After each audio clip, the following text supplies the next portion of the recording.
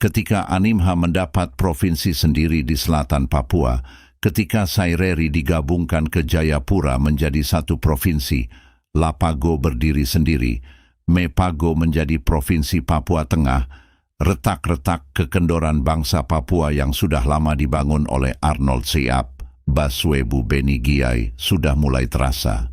Kehadiran provinsi seakan mengajak untuk kembali ke Honai masing-masing dan dengan tugas berat putra pribumi membangun daerahnya masing-masing. Di Saireri, idealnya Nabire adalah induknya bagi kepulauan Biak, Serui, Nabire, Dogiyai, Deyai, dan Timika. Karena di wilayah ini persebaran keturunan, kolega pertumbuhan pendidikan, olahraga, ekonomi dan sosial budaya sudah lama terbangun erat. Tetapi faktanya, Biak, Serui, Waropen digabungkan ke Jayapura pasti memiliki pertimbangan sendiri yang harus dilihat dengan mata terbuka oleh bangsa Papua. Sekarang kita bisa lihat persaingan di bidang sepak bola. Biak, Waropen, Serui, Sentani, Sarmi, Kerom akan muncul di tingkat liga. Sedangkan provinsi baru lain akan tertatih-tatih bengkok bagaimana melatih potensi dengan segala kendala sponsor, pengalaman, nyali, political will, dan lain sebagainya. Nabire sejak sebelum zaman Kuripasai adalah tempat berburu suku-suku pedalaman. Di dalam dokumen Degei, orang Mapia menyebut Nawi Bebei. Kakak, mari kita ke sana. Ajakan seorang mama kepada kaum Adam untuk ke daratan rendah menjemput firman Tuhan, memuji Tuhan. Orang Paniai menyebut Nawiyei, Niweyei, artinya mari kita ke sana. Orang Moni menyebut Nabilei, yaitu ajakan agar segera kita ke sana. Di pantai, suku Hegure dan Yerisiam menyebut Nawirei dan Navirei yang memiliki arti sama dengan bahasa suku-suku pedalaman, mari kita ke sana. Dari kata-kata inilah mengalami morfem majemuk menjadi satu kata yang bernama Nabire dengan makna baru, yaitu nama kota, ibu kota provinsi Papua Tengah. Kata-kata itu pula lah menjadi bukti siapa sebenarnya pemilik Nabire.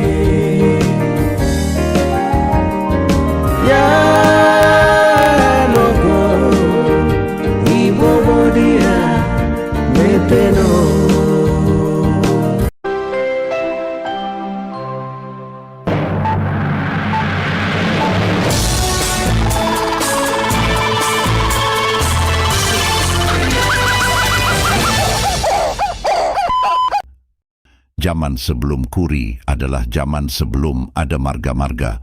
Entah orang pedalaman maupun orang pantai belum ada marga pada waktu itu. Mereka hanya saling membedakan satu sama lain dengan menggunakan garis keturunan istri pertama dan keturunan istri kedua. Mereka mencari kulit bia untuk taruh mas kawin di pantai Nabire. Mereka mencari uang zaman dulu yang disebut mege di pesisir pantai Nabire dan pantai Kokonau. Dengan demikian sejak turun-temurun, Nabire Kamoro adalah pintu terobosan Mepago. Agama masuk ke pedalaman lewat Kamoro Begitupun pemerintahan dan agama juga masuk lewat Nabire. Ini adalah sepasang pintu sejarah yang sudah diletakkan moyang sejak turun-temurun.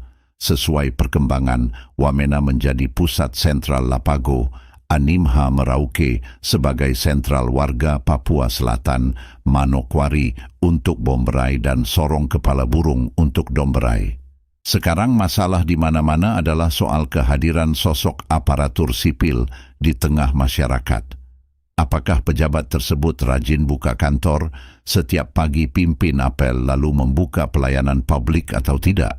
Di Papua Tengah, tepatnya di jantung Kasuari, ada sebuah kabupaten yang bernama Deiyai. Secara bagologi, Deiyai artinya negeri kebangkitan atau negeri lahir kembali. Dia berdiri menjadi kabupaten sejak tahun 2008 oleh Undang-Undang Nomor 55. Boleh dikatakan, pemerintah pertama hadir di zaman Belanda, yaitu Tuan HPB Masairuk tahun 1961. Jauh sebelumnya HPB Masairuk diutus polisi Van Echout Jan Cator dari Fakfak setelah pertemuan Auki tahun 1935. Kemudian Masairuk digantikan J.F. Suterheim sebagai asisten pengontrol. Kedua orang ini menggantikan oleh HPB Pimperley atau petualang De Bruijten. De Bruijten inilah yang membawa banyak orang dari suku Mi dan suku Moni. Tahun 1942 berlayar menetap di Merauke. Waktu itu, Ikoko no Kuwo menyeberang ke PNG, Karel Gobai dan Zaccheus Pakage ke Makassar, pulang ke Nabire. Gobai menjadi bupati. Kedua Nabire membangun lapangan terbang gantikan Surojo Tanojo, sementara Zaccheus Pakage membuat Eda Gebage yang kemudian menjadi disertasi Dr. Beni Giai di Belanda. Hingga kini sudah 8 kali pergantian kepala daerah di Kabupaten Deiyai. Mulai dari karateker Blasius Pakage, kemudian Hengki Kayame selama 1 tahun, kemudian Basilius Badi, lalu Dan Cetakimai pimpin selama 5 tahun. Lalu, Martin Ukago menjabat selama 1 bulan, lalu datanglah FX Mote selama setahun, yaitu dari September 2018 sampai Februari 2019. Lalu kemudian terpilih Bapak Ateng Edowai dan Hengki Pigai sebagai Bupati dan Wakil Bupati Patahana. Dokumen lengkap sejarah pemerintahan Kabupaten Deiyai ini diserahkan Wakil Bupati sekarang, Tuan Hengki Pigai kepada Radio Suara Papua untuk diberitakan. Kata Hengki, persoalan terletak di kesetiaan dan loyalitas pemimpin terhadap tugas yang diberikan rakyat selama tahun berjalan. Kepercayaan diberikan sekali dan harus bertanggung jawab dengan sungguh-sungguh bagi rakyat. Kita harus mengabdi, ujar Pigai yang selalu hadir bersama rakyat.